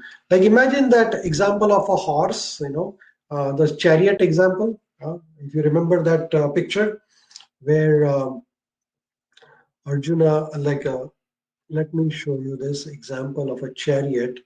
And imagine a chariot which is being controlled by the horses. Okay, and these horses are controlling this chariot, and then there are five horses, so two horses runs to right, two horses one runs to left, and all the horses are running in different directions. So what will happen to the chariot? The chariot will not work properly, it will go into the ditch. So similarly, if your senses starts working independently, if they are not being controlled properly by mind and intelligence, then your whole life will be destroyed. So we have to be very, very responsible and control the senses. Do not give anything what the senses want, because senses will want, like, people succumb to drugs and addictions because of the senses. Senses are very powerful. So here Krishna is telling, Indriyanam hi charatam. So roaming senses has to be controlled with the mind. Further, Krishna says, Tasmad yasha mahabaho nigrahanti sarvasha indriyani indriyarthebhyas tasya pragna pratishtita. Therefore, here Arjuna, one who knows that the senses, one whose senses are restrained from the sense objects, is certainly a sage of steady mind. So Arjuna's senses were not controlled. Arjuna was crying, Arjuna was lamenting, Arjuna was very weak. So Krishna is telling, hey Arjun, why don't you control your mind? Why don't you control your senses and come to the intelligence? And intelligence is that you're here to do your duty and do all your duty as an offering to me. I am the one who is giving you all these facilities. You are not the doer. I am the doer. I have planned this, all this, so that this sinful people should be punished here. Further, Lord Krishna is saying, Apuryamana machala pratishtham samudram apaha pravishanti yadvad tadvad kamaya pravishanti sarve sashanti apnoti na kama kami. As a person who is not disturbed by the incessant flows of desires that enter like a river into the ocean, which is ever being filled but is always still, can alone achieve the peace, not the man who strives to satisfy such desires. So, here Lord Krishna is explaining that in the ocean, lots of rivers enter, but the ocean remains steady. You do not get disturbed. Ocean doesn't get disturbed. Similarly, lots of desires, lots of thoughts of material enjoyment will enter your mind, but do not get succumb to that. You just remain fixed in your yoga process. What is your yoga process? Simple living, high thinking. If you have a high living and high thinking and simple living is good, but high thinking and is high living is sometimes dangerous. High living means spending all your life and energy on the material happiness. It's very dangerous because it leads to the problems in the life. More we chase for the material enjoyment, more the problems increases. So here Krishna is saying that a man who is not disturbed by incessant flows of desires, lots of desires will enter in our mind, but we have to be just like ocean. We have to control all these desires. Further, Krishna is saying, Vyaya kamanya sarvan umam charanti nishpraha nirmamo nirahankara sashanti madigachati. A person who gives up all the desires of this sense gratification, who lives free from the desires, who has given up all sense of proprietorship and devoid of false ego, he can alone attain the peace. Now, what is this desire giving up? You cannot give up the desires because desires will be given up when you die. There are always desires there in the mind. But what do you give? The desires of selfishness, that I am the doer, I am the benefactory, I am the everything, like that. So use your desires and give credit to Krishna. Then you will be desireless. Otherwise, you cannot be desireless. Your desires will be there. A desire to serve Krishna is also a desire, but that is called a spiritual desire. That means that you are desireless. Basically, means you do not want anything for yourself. You want everything for service of Krishna. So, last shloka of this chapter, Esha Brahmi Sthita Partha Nainam Prapya Vimuyati Sthitavashyam Antakalepi Brahma Nirvanam Gachati. That is the way of spiritual and godly life, after attaining which a man is not bewildered. If one is situated, even one is thus situated in at the hour of death, one can enter into the kingdom of God. So here Krishna is telling to Arjun, hey Arjun, if you are situated in this consciousness at the time of death, what is that consciousness? Krishna consciousness. Then you will get freedom from repeated cycle of birth, disease, old age, and death. right? So with that, we will pause here. And I like to ask anybody if you have any questions. Then if not, then we have a quiz, right? So we will do the quiz section. Do you have any questions here? Anybody has any questions? Please ask any questions if you have. If not, then we'll go to the quiz section of this. No questions? Okay, so let's go to the quiz.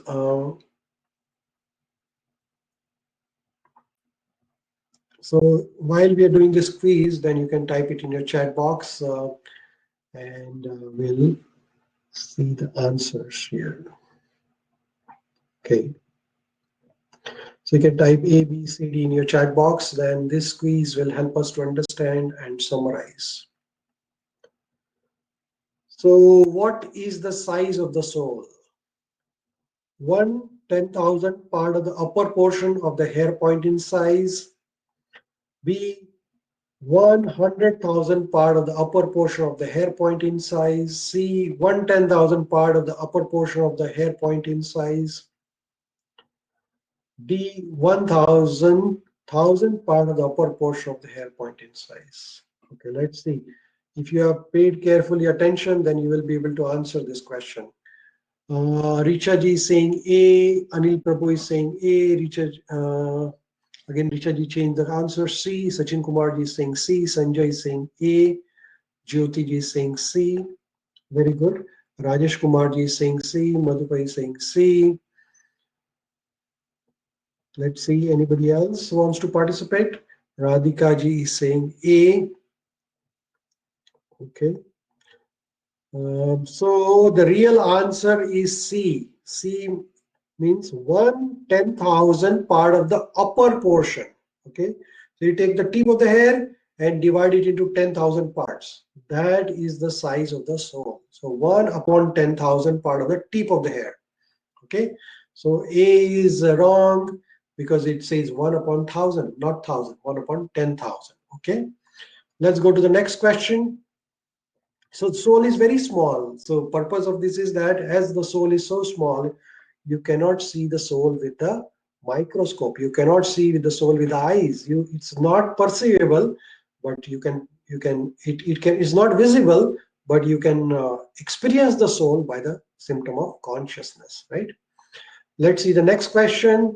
What are the characteristics of the soul? Select unborn, indestructible, unchangeable, cannot be burned, dried, wet, withered by the wind.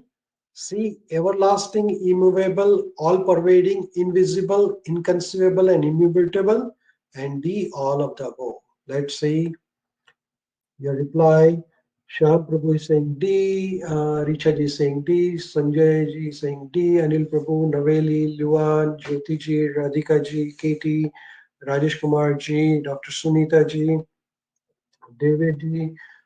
Yes, absolutely correct. D is the correct answer. All these are correct. These are all characteristics of the soul. Thank you, Madhufai.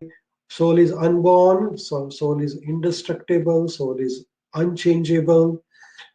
So you have been having the same soul for millions of life, actually. We all have the same. We just change is the body. So let's go to the next part. What is the unique quality of work done in Krishna consciousness? Work begin in Krishna consciousness has permanent effect, even though not finished. Performers of the Krishna conscious work is never at loss, even in his work in Krishna consciousness is incomplete. Both A and B, D, none of those. Let me explain this so that it helps you to understand. If you do any work in Krishna consciousness in Bhakti Yoga, then it has a permanent effect. That is choice A, even though you cannot finish that work. B, performers of work in Krishna consciousness is never at loss, even when his work in Krishna consciousness is incomplete. Answer C, both A and B. Let's see how many of you can understand an answer. Okay, Richa ji, Sachin Kumar ji, Anil Prabhu, Radhika ji, Rajesh Kumar ji, Shyam Prabhu, Luan ji, Dr. Sunita ji, Jyoti ji. Absolutely, C is the correct answer. So whatever bhakti you do in this life, whatever work you do, as like say you could finish only 15 chapter of Bhagavad Gita in this life. Next life you will begin with the 16th, because all this knowledge of Bhagavad Gita will come with you in the next life, so like that. So you might be able to see that some children, they are able to recollect all what they have learned in the past life, you know because they have this memory. So but bhakti is eternal. Like say you acquire a degree, like I am a doctor in this life, but when I die in the next life I have to go to the kindergarten one. But if you perform your bhakti, say up to 10% in this life, in the next life your bhakti will begin at 11%, because bhakti is eternal. Because bhakti is the relationship with Krishna and Atma and Paramatma, which is eternal. So bhakti will, so whatever your path, you, whatever bhakti path you have traveled, you start from onwards, not from the same point where you left. So next one is Buddhi Yoga means success in the work, resultant actions consciousness, hard labor, transcendental loving service to the Lord. What is Buddhi Yoga? Buddhi Yoga means success, or Buddhi Yoga means resultant actions consciousness, hard labor, or loving service to the Lord. Jyoti ji, Radhika ji, Luan, Anil Prabhu, Recha ji, Shyam Prabhu, Sanjay Soni ji, KT ji, Sachin Kumar ji. Yes, Buddhi Yoga means intelligence. And what is the intelligence? That why should I be going through this repeated cycle of birth, disease, old age, and death? Can I get out of this cycle of birth, disease, old age, and death, and use this intelligence? And how can that be done? So use whatever the opportunity we have in service of Krishna. So that is Buddhi Yoga. Intelligent person always thinks about future. That is why they are intelligent. They plan ahead of life time. So they are called intelligent people. So what is the Buddhi Yoga here? You become intelligent and say, oh, if I'm going to die and going to take birth again, then how can I stop this cycle of birth and death? Why do I have to go through this cycle again? And that is intelligence. And then you work for Krishna. Next question is, a man engaged in devotional service rids himself of fill in the blank actions in his life. Bad, good and bad both, none of this. Okay. So bhakti yoga, you get rid of good, get rid of bad, or you get rid of good and bad both. Jyoti ji is saying C, Sachin Kumar ji, Liwan, Richa ji, Dr. Sunita ji, Naveli ji, Radhika ji. Absolutely, absolutely correct. And Sanjay Soni ji, thank you, Sanjay. So this is really, really interesting that all of you are understanding this. Anil Prabhuji, KT ji, that bhakti yoga, devotional, will take away all the good and bad reactions, and your account balance will be zero. So no more taking birth again. So that is why human life is made for bhakti. Animal life, like say you have a dog or a cat, he cannot develop this, or dog cannot have this consciousness that I do not want to take another birth again, because dog is bound by the laws. Hmm. But human have, even though we are bound by the laws, we have this higher consciousness. Oh my God, why should I be going through this repeated cycle? Can I get out of it? And that is the important part of. So if we engage in Bhakti Yoga process, which is Bhakti Yoga, nothing but consciousness, change of consciousness. And what is that consciousness? Self-centered consciousness to Krishna consciousness. So instead of engaging everything in my service, I am engaging everything in Krishna's service. So I'm not giving up anything. I'm eating food. I am having family. I'm having my friends. I'm having my work, but just changing my consciousness for Krishna consciousness. Right. So having Krishna in the center of the life, that is the whole principle of Bhakti Yoga. What are the symptoms of one who is pure in transcendental consciousness? He gives up all kinds of sense pleasure, sense desire arising from mental concoction. He takes pleasure in himself by realizing himself as the eternal servant of Lord. See, he remains happy in eternal service of the Lord, D, all of the above. So what are the symptoms of one who is situated in the Krishna consciousness? Sachin Kumar ji, Naveli ji, Richa ji, Luvan ji, Radhika ji, Anil Prabhu, Rajesh Kumar ji, Dr. Sunita ji, Jyoti ji. Very good, very good. I'm really happy, Madhufai. Thank you so much. So here we can see that the symptoms of one who is in pure consciousness is that he gives up all the kinds of desires for service of Krishna. And he is engaged, always realizing himself as servant, always remaining in service of Krishna, and happy that whatever the way I'm getting, I'm able to serve Krishna. That is the best part of Buddhi Yoga or Bhakti Yoga. Why the stage of steady mind, not at all disturbed by onslaught of threefold miseries? Because he can control them, because he accepts all miseries as a mercy of Lord, because he is materially powerful, none of this. So if one is situated in steady mind, who is situated in bhakti, he will not get disturbed by the problems. Why? Because he can control them, or because he thinks that it's all desire of Krishna. Rajesh Kumar ji, Richa ji, Radhika ji, Sunita ji, Livan, Jyoti ji, Anil Prabhu, David, Sanjay B, Sachin Kumar ji, B.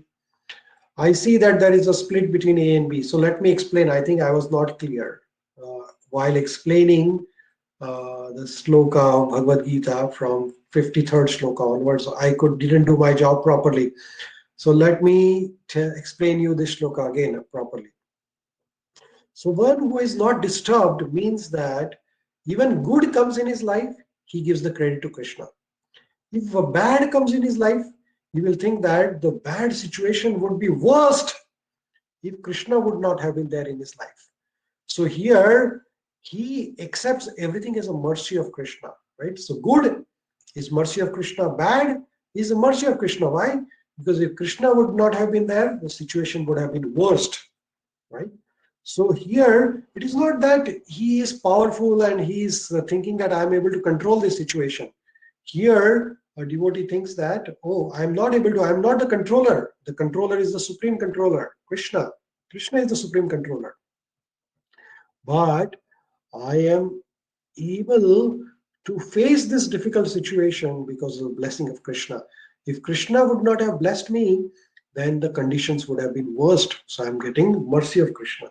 So real answer is B for Bhagavad Gita. Starts with B. Because he accepts that all the miseries are, he accepts the miseries are also blessing of Krishna because Krishna is blessing them. Next one. According to Bhagavad Gita 2.58, which among the following sets the example of keeping the senses always in service of Lord? A. Serpent, B. Tortoise, C. Peacock, and D is frog. Lord Krishna gives an example of a living creature to control the senses. Richa ji, Katie, Dr. Sunita, Radhika ji, Anil Prabhu, Luan, Rajesh Kumar ji, David ji. Wonderful. I'm so much impressed that everybody was paying attention while we were talking this, that it is the tortoise, the example of tortoise. As the tortoise withdraws all his limbs within the shell when it is not needed, so then any enemies which attacks, then the shell is very powerful. So shell will, like nobody can attack that tortoise, right? Because it's like an iron cover. Similarly, if we control our senses, use when needed and don't use when not needed. So that is the example Lord Krishna is giving. Very good. Next question is, who is the man of steady intelligence? One who restrains his senses, one who fixes his consciousness of Krishna, both A and B, D, none of them. Very simple question, but yes, Jyoti ji, Liwan, Sanjay, Sachin Kumar ji, Katie ji, Radhika ji, Anil Prabhu, Badal Choi, Naveli ji, Dr. Sunita. Absolutely, all of you are correct actually. It is one who is able to control his senses and one who fixes his mind on Krishna. So controlling senses, as I said, very difficult. Param drishtva nivartate. But engaging them in service of Krishna, then you will be able to control your senses. And the last question for today is fill in the blank here. Okay. And by contemplating, fill in the blank, one develops attachment, then lust, anger, delusion, bewilderment of angry, and bewilderment of fill in the blank is lost, then one fall down. So A is impersonal form, intelligence, memory. B is object of senses, memory and intelligence.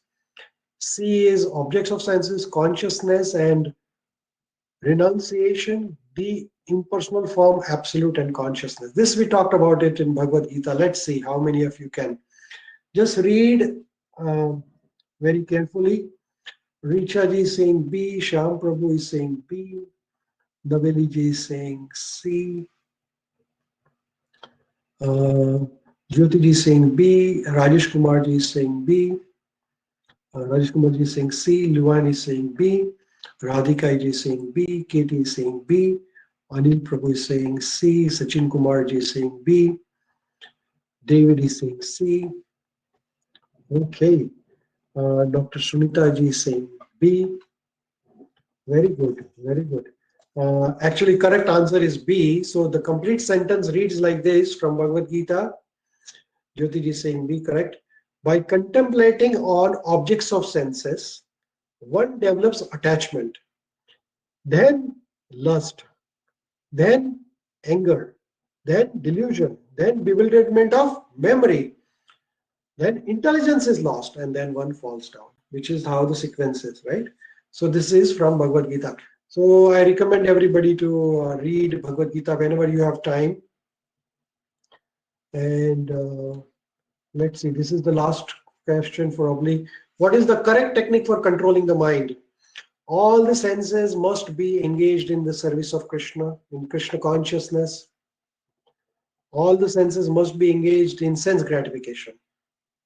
None of this. So what is the correct answer here? How to control the senses? So very simple. I think everybody will get this answer correct.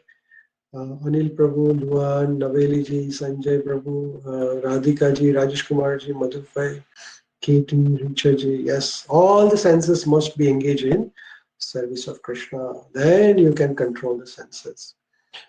With that, we will end today's session. We have a WhatsApp group. This is the number for the WhatsApp group, 001-807-251-9700. Send me a message and I will add you in the WhatsApp group. We have a Facebook group also. So if you go to Facebook group and type BG Study Group, BG Study Group, that is the name of our group. Bhagavad Gita Study Group, BG Study Group. There are lots of groups of Bhagavad Gita, but our group is called BG Study Group. So if you type that, then you will find it. So, but if you not find it, then just send me a message on WhatsApp and I will be happy to connect you with that. Thank you so much, all of you, for participating. If anybody has any questions, I am here to answer your questions. Let's see if anybody has any questions. If not, then for next week, please send me a video of your understanding about second chapter of Bhagavad Gita. And I'm going to play the video sent by Jyoti ji, Ambika ji, and Susan in next session for sure. I couldn't download it today because of some technical issues, but I will do it next time. Thank you, Shyam Prabhu. Thank you so much. Thank you, Sanjay ji. Thank you, Sachin Kumar ji. Thank you, Jyoti ji. Hare Krishna Madhufai. Hare Krishna Anil Prabhu.